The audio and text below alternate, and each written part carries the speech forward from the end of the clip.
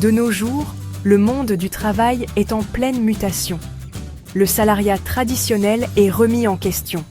De plus en plus de personnes se tournent vers le freelancing. C'est une tendance lourde. Les raisons de ce succès sont multiples. La flexibilité et l'autonomie offertes par le freelancing séduisent. La possibilité de travailler de n'importe où et de gérer son temps attire. Les plateformes numériques ont également joué un rôle crucial. Elles ont facilité la mise en relation entre les freelances et les clients. Le freelancing offre une liberté inégalée. Les travailleurs indépendants sont maîtres de leur emploi du temps. Ils choisissent leur mission. Ils organisent leur journée de travail. Cette flexibilité est un atout majeur pour concilier vie professionnelle et vie privée. L'indépendance est également un élément clé du freelancing. Les freelances sont leurs propres patrons. Ils n'ont pas de compte à rendre à un supérieur hiérarchique. Ils gèrent leur activité comme ils l'entendent. Cette autonomie est très stimulante pour de nombreux travailleurs.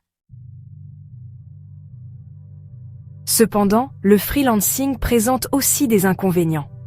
L'un des plus importants est l'insécurité de l'emploi. Les freelances n'ont aucune garantie de revenus. Ils sont tributaires de la demande et de la concurrence.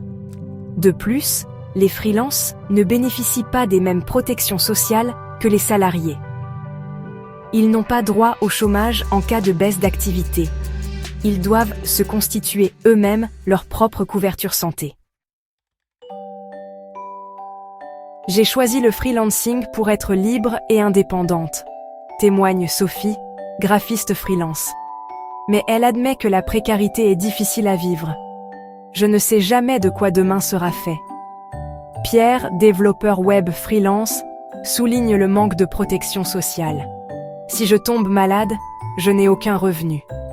Il regrette également l'isolement du travail à domicile. La technologie a révolutionné le freelancing. Les plateformes numériques permettent de trouver des missions facilement. Elles mettent en relation des milliers de freelances et de clients à travers le monde. Cependant, ces plateformes entraînent une concurrence accrue entre les freelances. Elles imposent des commissions souvent élevées. Concilier vie professionnelle et vie privée, un défi majeur pour les freelanceurs. Le freelancing peut brouiller les frontières entre vie professionnelle et vie privée. Travailler de chez soi peut être source de distraction. Il est parfois difficile de décrocher.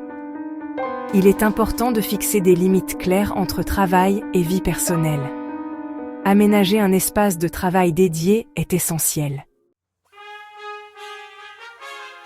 L'avenir du freelancing vers plus de réglementation? Face à la précarité des freelances, la question de la réglementation se pose.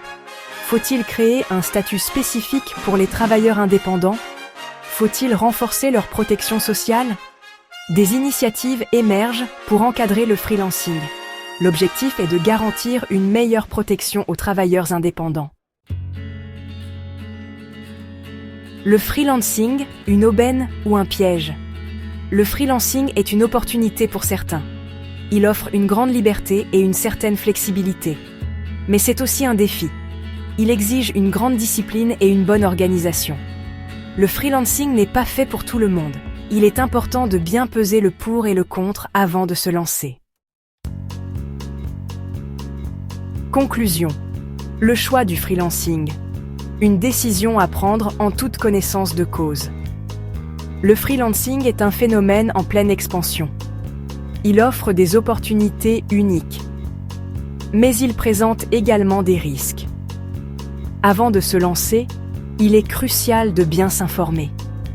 Il faut se préparer au défi. La liberté a un prix. Êtes-vous prêt à le payer ?